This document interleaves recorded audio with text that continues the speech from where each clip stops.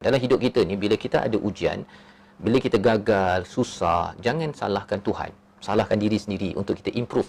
Kesannya apa? Kita boleh tengok bila orang tak sedar ataupun tak jelas tentang hal tuju dalam hidup sebagai hamba dan khalifah ini, kita boleh observe kepada salah satunya cara dia uruskan masa.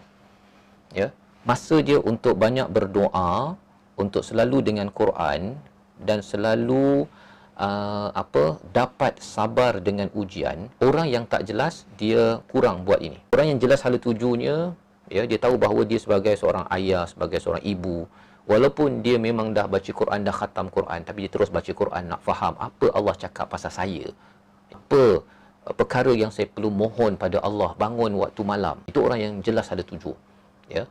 Ataupun dia berhadapan dengan ujian, dia akan cuba bersabar, cuba untuk bersyukur, pasal dia tahu bahawa saya hamba kot, kan? Kalau saya sabar, kalau saya bersyukur, Allah akan tambah lagi nikmat pada saya. Seperti mana dalam, kalau sabar ni bawa pada syukur, Allah nyatakan pada surah 14 ayat yang ke-7. Dalam hidup kita ni, bila kita ada ujian, bila kita gagal, susah, jangan salahkan Tuhan. Salahkan diri sendiri untuk kita improve.